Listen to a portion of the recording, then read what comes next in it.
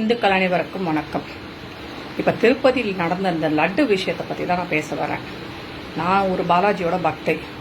பல வருடங்களாக திருப்பதிக்கு போயிட்டுருக்கேன். அந்த லட்டை பிரசாதமாக பக்தியோடு சாப்பிட்டுட்ருக்க ஒரு ஹிந்து. ஆனால் இந்த லட்டு விஷயம் வந்ததுக்கப்புறம் அதை சரி பண்ண வேண்டிய கடமை அரசுக்கு இருக்குது. அவர்களை நடவடிக்கை எடுத்துக்கிட்டு இருக்காங்கன்னு சொன்னாங்க. ஆனால் இந்த விஷயத்தை வைத்து இந்துக்களாகிய நம்மை கேலி செய்யும் ஒரு கூட்டம், அது திராவிட கழகத்தை கட்சியை சேர்ந்தவர்கள், இஸ்லாமியர்கள், கிறிஸ்தவர்கள்னு சொல்லிட்டு நம்ம நம்பிக்கையை கொச்சைப்படுத்துவது மாதிரி அசிங்கமாக சமூக வலைதளங்களில் பதிவிட்டு இருக்காங்க. இவங்களை தான் நம்ம தொப்புள் கொடி உறவுன்னு இவ்வளோ நாளாக சொல்லிட்டு இருந்தோமா? அப்போ இவங்களுக்கு ஒரு பிரச்சனை வரும்போது நாம் இது மாதிரி கேலி செய்து இவர்களை பேசலாமா? ஒரு இஸ்லாமியனும் கிறிஸ்தவரும் இதை கண்டித்து சொல்லலை.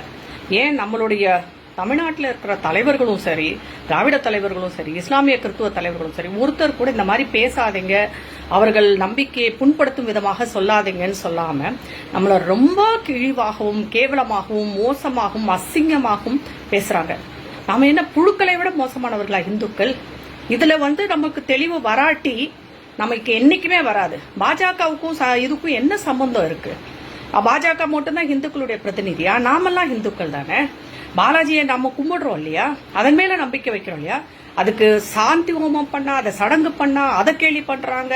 அந்த லட்டுல அந்த கொழுப்பு இந்த கொழுப்புன்னு கேலி பண்றாங்க. நாங்க எதை வேணாலும் சாப்பிட்டுட்டு கிருஷ்ணார்ப்பணம் சொல்லிட்டு போயிட்டே இருப்போம். ஆனா எங்களுடைய நம்பிக்கையை கேலி செய்யும் விதமாக நடந்து கொள்ளும் இந்த திராவிட கழகத்தை சேர்ந்த உடன்பிறப்புகளும் சரி, கிறிஸ்தவர்களும் சரி, இஸ்லாமியர்களும் சரி, எங்களுடைய நம்பிக்கையை நீங்கள் இழந்து விட்டீர்கள். இனிமே உங்களுக்கு நாங்க சப்போர்ட் பண்ணோம்னா எங்களை மாதிரி ஒரு ஈனப்பிறவிகள் யாருமே கிடையாது.